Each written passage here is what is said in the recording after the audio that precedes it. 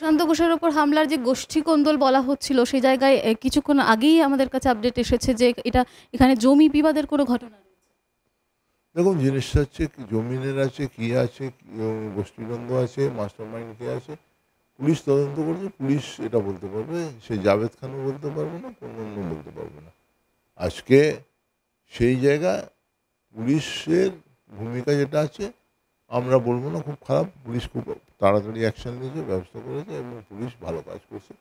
আগামী দিনেও সে কিরম সে পুলিশই বলতে পারবে কিরম সে কী হয়েছিল, কারা করেছিল, কারা মাস্টার মাইন্ড, কারা পিছনে আছে বলতে পারবে এবং কি কারণে হয়েছে সেটা বলতে পারবে। কিন্তু পুলিশ বলতে পারবে, আমি তো জানি না কে কে কোন দিকে যাচ্ছে, সে আমার পক্ষে খবর রাখা পসিবল নেই। সুশান্ত ভালো ছেলে, কিরম সে কাউন্সিলর আছে, আমাদের পার্টির লোক আছে। আমরা তার উপরে যে ঘটনাটা হয়েছে তার নিন্দা আমি প্রথম দিনই করেছি, আমরা তার পাশে আছি।